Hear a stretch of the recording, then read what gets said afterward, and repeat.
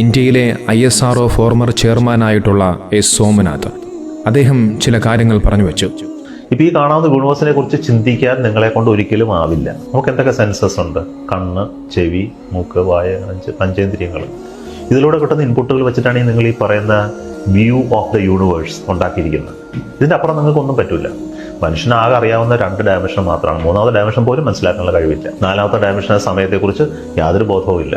നമ്മളെ പറഞ്ഞു പഠിപ്പിച്ചതാണ് സമയം. അപ്പോൾ ഇങ്ങനെ ഇരിക്കുന്ന ഒരു ലിമിറ്റഡ് കേപ്പബിലിറ്റിയുള്ള ഒരു ഓർഗാനിസം എന്ന് പറയുന്ന മനുഷ്യന് കോംപ്ലക്സ് ആയിട്ടുള്ള യൂണിവേഴ്സിനെ കുറിച്ച് മനസ്സിലാക്കാൻ പറ്റുമെന്ന് ചിന്തിക്കുന്നത് തന്നെ ഫൂളിഷാണ്. കേട്ടില്ല അദ്ദേഹം പറഞ്ഞത്? ഒരു മനുഷ്യന്റെ പരിമിതി, ആ പരിമിതികളെ കുറിച്ചാണ് അദ്ദേഹം പറഞ്ഞു വെക്കുന്നത്. മനുഷ്യന്മാർക്ക് ചിലത് കാണാനും അത് അനുഭവിക്കാനും ചില പരിമിതികളുണ്ട്. ആ പരിമിതികൾക്കപ്പുറമുള്ള കാര്യങ്ങളെക്കുറിച്ച് ഒരു മനുഷ്യന് കാണാനോ അത് സ്പർശിക്കാനോ കഴിയില്ല. നോക്കൂ, വിശുദ്ധ ഖുർആനിൽ 17ാമത്തെ സൂറത്തിൽ 85ാമത്തെ ആയത്തിൽ കൂടി അല്ലാഹു സുബ്ഹാനഹു വ തആല പറഞ്ഞത് ഇപ്രകാരമാണ്: അറിവിൽ നിന്ന് അല്പമല്ലാതെ നിങ്ങൾക്ക് നൽകപ്പെട്ടിട്ടില്ല. അതായത് മനുഷ്യന്മാർക്ക് കുറച്ചറിവുകൾ മാത്രമാണ് അല്ലാഹു സുബ്ഹാനഹു വ തആല നൽകിയിട്ടുള്ളത്.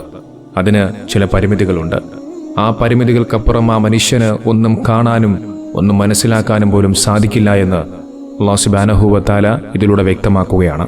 ശാസ്ത്രം എന്ന വാക്ക് പോലും കേട്ടുകേൾവിയില്ലാത്ത ആ ഒരു കാലഘട്ടത്തിലാണ് അല്ലാഹു സുബ്ഹാനഹു വ തആല ഇത്തരം കാര്യങ്ങൾ ലോകത്തോട് പറഞ്ഞു വെച്ചത്.